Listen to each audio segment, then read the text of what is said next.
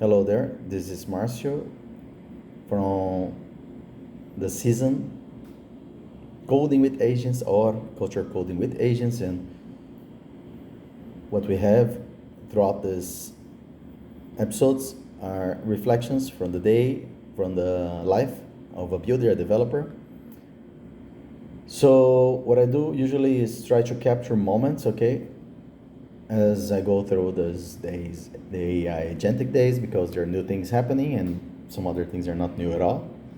So here's a case. This is a short video, and talking with the agent. That's Codex GPT 5.2. There are many memos in there. So this is like meta coding. Today I have here two observations. Okay, I came across an interesting phenomenon that I had an introduction of the problem. By the way, many memos. You see a memo in there. You see the agent in there, right? Conversation going on. We're talking together. He or she or it is my colleague. Okay. Now there's code in there in another piece of this project, right? This is a box. There is a sub box with the code. The other boxes are the memos. All right. Okay. So now I started with an introduction about the problem there, right? Like the title, clean up the session blobs directory and do some sync stuff. The word memo was not necessary, but anyway. Introduction based on observations from Marcio. This old chunk of code here. Based on observations from Marcio, he had seen that blobs are being populated XYZ. It doesn't really matter, right? But basically, in the system that I'm writing, just to give you a context, because it's always nice to have a use case, right?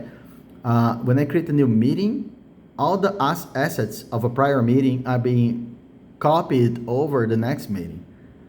And this is not always the case. And so, we consider that a bug, right? Anyway, so that's the problem there. So I wrote together with the agent the chapter 1, let's do analysis of the current situation with 3 bullets. But then I said, oh, can you go ahead and help me with that? And it gave me right away answer. Okay, this is actually before this. Okay, so here's the problem, right? In these sessions, I'm not recording 24/7 what's happening, so I try to grab the cat by the tail after the fact in most of the cases here. But anyway, all right, so before that, so if I undo here, maybe, yes, you see? So, when you ask someone, can you do analysis there for us? And then it went straight, too fast, And right away, it was like, blah, plum, plum, it appeared here, right? And I was like, oh, wait a minute, right? Wait a minute, my friend. And you see, that's very nice. Can you do analysis for us? And then, wait a minute, did you check the code? Right? And then the buddy, oh, not yet. Hey, I have seen that. I swear, I have seen that. I think I did that many times with my managers. When they ask for something and I get the specification and I just go back to them and say, that's ready. And it's like, oh, this is it. And then, no, this is not it, Marcio. And I want you to actually do the work. And what do you mean? Here's the work. And it's when you kind of bounce back the question to whoever asks you the question, right? So this is a phenomenon right here. And actually, it was quite the statements here are valid. Session blobs directories resolved from the active season content, blah, blah, blah. So, of course, right, this thing knows a little bit. But that was not the point. The point was suspecting about the situation of the reality, right? And then when I said that, oh no, I want you to actually look. I even went further and said, let us revisit the spec and put one more bullet that the context and the subject of analysis of the work here involves actually checking the code.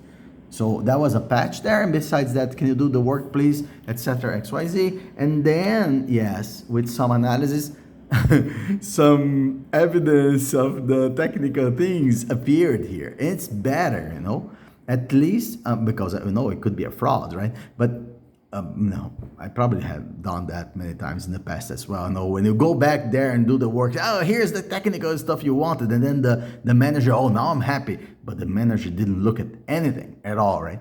So this we have seen at least 2 levels here of the problem, right? The subordinate, right? Forgive me for using the word subordinate, but whoever you're telling to help you out helps you with something useless sometimes, and that's step A. Then you say, "Oh, please go ahead and do again." The person comes back with something more technical, but could be is useless as well, right? But what we have here in the end of the day is not that of a big a problem as well, because that's life, how it goes, right? Because sometimes we need one or two or three or 10 or 100 iterations with his colleagues to start understanding a problem where context was not properly given and the transactional requirement, whatever it is that comes on top, was not there in the first place, right? Now it's a little bit better. You know why? Because when I was reading this and then I realized, oh wait, what is this wording here? And then what's really interesting that the bulleting there was so weird, but so weird that I need to resolve that. And resolving that means it's either you didn't do a work and you're guessing, or actually what we have there, it's a big problem where in the code, and that's going to be probably the opportunity for the proposal that comes later right there. Thank you very much. Have a good day.